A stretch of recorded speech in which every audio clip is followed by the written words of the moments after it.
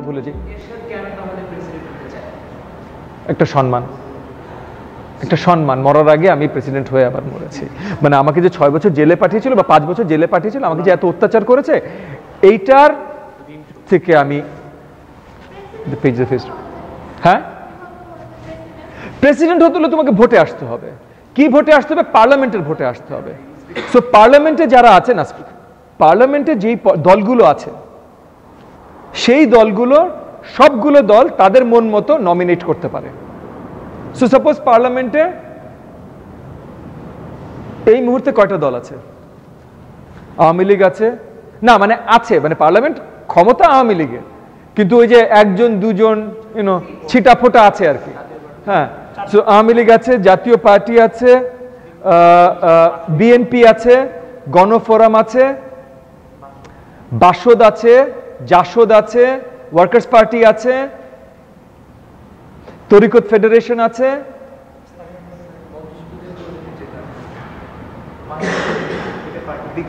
বিকল্প ধারা আছে। সাপোজ আমি আপাতত আর 9টা ধরলাম, আরো 2-1টা থাকতে পারে, একদম এক্সাক্ট হিসাব সবসময় তো বলছেন।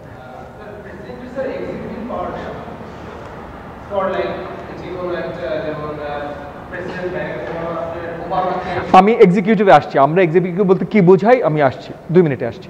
সো এই 9টা দল, সো পার্লামেন্টে এই 9টা দল, এই 9 জনের ইখতিয়ার আছে নমিনি দেয়া প্রেসিডেন্সিয়াল ইলেকশনের জন্য। সো সাপোজ 9টা দল 9 জনকে নমিনি দিল, তারপরে যে পার্লামেন্টে যে 350 জন, এই 350 জন ভোট দিবে ওই 9 জনের জন্য। এই 350 জনের ভোটে যে জয়ী হয়ে আসবে সেই রাষ্ট্রপতি হবে। এখন এখানে একটা ছোট্ট বিষয় আছে, অ্যাপার্ট ফ্রম আমাদের পলিটিক্যাল কালচার, যে রাইট নাও পার্লামেন্টের কি অবস্থা এটা বাদ দাও। মনে আছে গতদিন 70 ধারার কথা বলেছিলাম? সো তুমি যদি মেজরিটি থাকো, তোমার দল যদি মেজরিটি থাকে, এবং তোমার দল, সাপোজ তোমার দল মেজরিটি, শাইনানের দল মেজরিটি দল, শাইনানের দল আরাফাতকে নমিনেশন দিয়েছে। আরাফাত ভালো লোক না, রেপুটেশন খারাপ। হ্যাঁ, আরেকটা দল, ছোট দল, ওদের মাত্র হয়তো 10টা, নিজেদের সিট 10টা আছে, জাফরিনের দল, জাফরিনের দল শাহরিয়ারকে নমিনেশন দিয়েছে, এবং শাহরিয়ারকে সবাই পছন্দ করে, দেশব্যাপী হয়তো এবং পার্লামেন্ট ব্যাপীও সবাই পছন্দ করে। ইলেকশনে জিতবে কে? প্রেসিডেন্ট হবে কে? হ্যাঁ, আরাফাত হবে। কেন হবে? কারণ শাইনানের দলের যারা শাহরিয়ারকে ভোট দিতে চায়, দিতে পারবে না, তাদেরকে কাকে ভোট দিতে হবে? আরাফাতকে ভোট দিতে হবে। সো যেই মুহূর্তে তুমি পার্লামেন্টের নির্বাচন জিতছো, প্রেসিডেন্টও তোমারই। সো এই যে প্রেসিডেন্টের জন্য নির্বাচন হওয়া, এটা একটা শ্যাম নির্বাচন, এটা একটা নাটক নির্বাচন, বাই দ্য রুলস নাটক নির্বাচন। সরকার, ফয়সাল তুমি যেটা জিজ্ঞেস করছিলে, সো সরকার, আমরা লিবারেল ডেমোক্রেসিতে ইউজুয়ালি আমরা সেপারেশন করি, আমরা 3টা ফোর্স সেপারেশন করি। এটা নিয়ে যদি আরো পরে towards the end of the semester আমরা 3টা ফোর্স নিয়ে আলাদা আলাদা করে কথা বলবো। সো একটা হলো জুডিশিয়ারি, একটা legislature, executive, right? Judiciary, legislature, executive. এবং ইউজুয়ালি আমরা এটা দাঁড়া করার চেষ্টা করি যে এই 3টা পিলার ভিন্ন, এবং এই 3টা যেন একে অপরের সাথে একটা টেনশন থাকে, সংঘর্ষ ঠিক বলবো না, কিন্তু একটা টেনশন থাকে। টেনশনটা কেন? এই টেনশনের জন্য একে অপরের কন্ট্রোলে থাকবে। যেমন মনে করো যে আমরা যখন প্রপার ডেমোক্রেসি, এই যে পপুলার অ্যাকাউন্টেবিলিটি, ফাংশনিং ডেমোক্রেসিতে যে ফ্রি অ্যান্ড ফেয়ার ইলেকশনের কথা বলি, আমরা যখন প্রপার ডেমোক্রেসির কথা বলি, প্রপার ডেমোক্রেসিতে আমরা বিশ্বাস করি যে ইলেকশন প্রসেসটাতেই আমরা ভালো ক্যান্ডিডেট পাবো। কেন? কারণ ইলেকশনে মনে করো আরাফাত দাঁড়ালো, শাহরিয়ার দাঁড়ালো, 2 জন দাঁড়ালো, ওকে? এখন শাহরিয়ার এসে তোমাকে অনেক মিথ্যা কথা বলতে পারে, যে শোনো আমাকে ভোট দাও, আমি কেমব্রিজ থেকে পিএইচডি করেছি, অক্সফোর্ড থেকে পিএইচডি করেছি, হার্ভার্ড, ইয়েল, 4টা বিশ্ববিদ্যালয় থেকে 15টা পিএইচডি নিয়েছি, আমি অনেক শিক্ষিত। তখন আরাফাত কি হবে? আরাফাত সঙ্গে সঙ্গে এসে পুরো ধারাভাষ্য দিয়ে দিবে যে কত বড় মিথ্যাবাদী শাহরিয়ার। পাবলিক জেনে গেল শাহরিয়ার, তাহলে এই ভয়টা থাকবে, তাহলে শাহরিয়ার এই মিথ্যা কথাটা বলবে না। এই যে এই টেনশনটা, এই কম্পিটিশনটা তোমার বেটার প্রোডাক্ট ইনশিওর করে। যে ফ্রি মার্কেট ইকোনমির যে আইডিয়াটা, যে তুমি যখন ওপেন কম্পিটিশন দিয়ে দেবে, you get the best goods. Right, open competition দিয়ে দিবেন। সো সিমিলারলি এই তিনটার ভিতরে যখন কম্পিটিশন থাকবে, এই তিনটার ভিতরে যখন টেনশন থাকবে, জুডিশিয়ারি, লেজিসলেটিভ, এক্সিকিউটিভ, এই তিনটার ভিতরে যখন টেনশন থাকবে, কেউ সব ক্ষমতা নিয়ে নিতে পারবে না, কেউ আবল তাবল করতে পারবে না। এই যে এখন ট্রাম্প আবল তাবল করতে গেছিল, ট্রাম্পের এগেনস্টে ইমপিচমেন্ট হিয়ারিং শুরু করেছে কংগ্রেস। সো একটা ইস্যু থাকে। এখন আমেরিকায় কংগ্রেস মানে সেনেট আর তোমার কংগ্রেস মানে হাউস অফ রিপ্রেজেন্টেটিভস, এই দুই কক্ষ মিলে হলো কংগ্রেস মানে পার্লামেন্ট, এটা হলো লেজিসলেচার।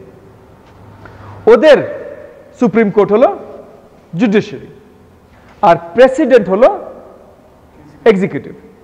প্রেসিডেন্টের সাথে কিন্তু ক্যাবিনেট, ক্যাবিনেট কিন্তু প্রেসিডেন্টের।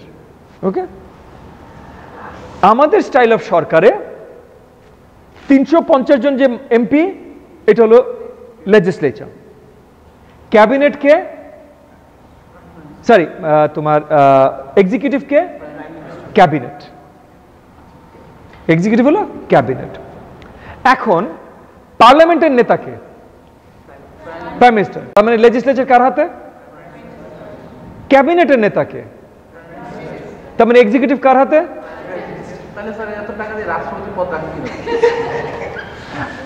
তাহলে কি তিনটা আলাদা? তিনটার ভিতরে টেনশন আছে, এটাও তোমার, ওটাও তোমার, ওটাও তোমার, তাহলে টেনশন কোথায়? Okay, but the thing to remember যে আমাদের কনস্টিটিউশনে প্রেসিডেন্টের বেসিক্যালি কোনো ক্ষমতা নেই, প্র্যাকটিক্যালি কোনো ক্ষমতা নেই। অনেক প্রেস্টিজ আছে, প্র্যাকটিক্যালি ক্ষমতা। প্রেসিডেন্টের ক্ষমতা কি কি?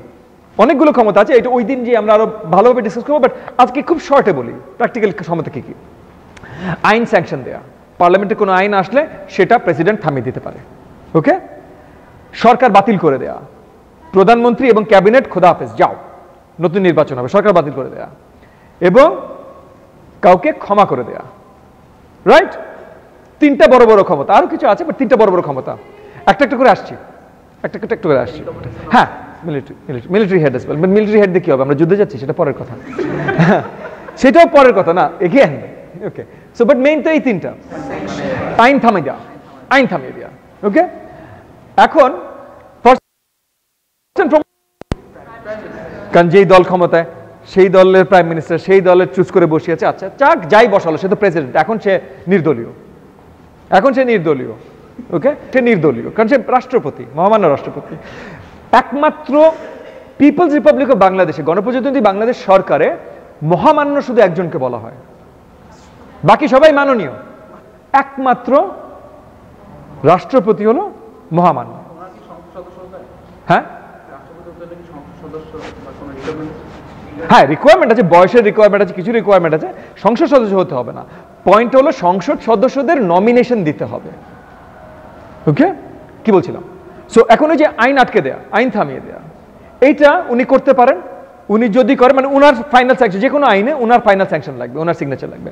উনি যদি সিগনেচার না দেন, এটা আবার পার্লামেন্টে ফেরত যাবে, পার্লামেন্টে ফেরত যেয়ে পার্লামেন্টে আবার পাস হবে, যদি হয় তাহলে আবার ওনার কাছে আসবে। উনি যদি সিগনেচার না দেন, তাহলে কত মেজরিটিতে পার্লামেন্টে পাস হয়েছে তার উপরে ডিপেন্ড করে ওনার সিগনেচার ছাড়াই আইন হয়ে যাবে। আচ্ছা, এটা একটা একটা করে যাই, যে বড় তিনটার কথা ছিল।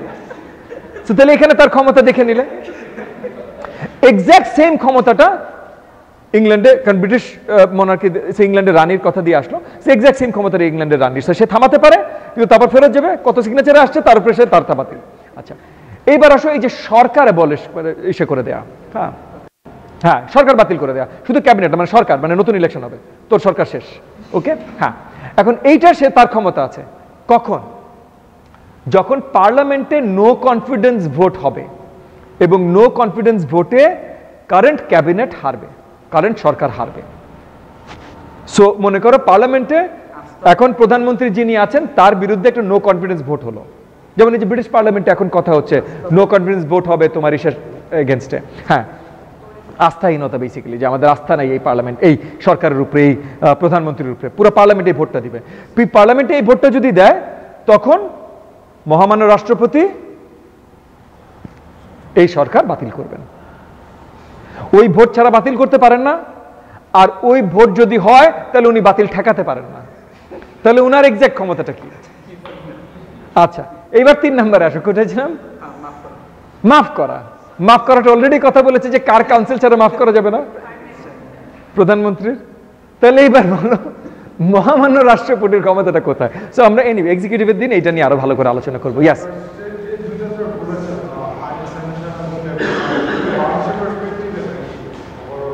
না না, ওভারঅল ইস্যু না, ইস্যুটা হলো যে তোমার মনে করো ওয়েস্টমিনস্টার স্টাইলে এই জিনিসটা, এবং ওয়েস্টমিনস্টার স্টাইলে এই জিনিসটা কারণ ওয়েস্টমিনস্টার স্টাইলে এই যে তোমার উপরে যে হেড অফ মানে ফাইনাল যে কমান্ডার ইন চিফ ওয়েস্টমিনস্টার স্টাইলে সেটা হলো রানী।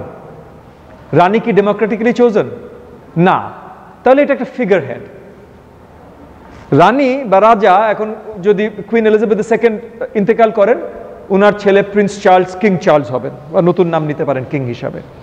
তো যেটাই হবেন তখন উনি কি ডেমোক্রেটিক্যালি চোজেন এসছেন?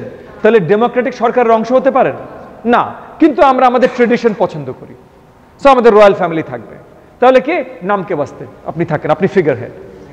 আপনারা থাইল্যান্ডে যান, থাইল্যান্ডেও মোটামুটি সেম জিনিস। ওকে, সো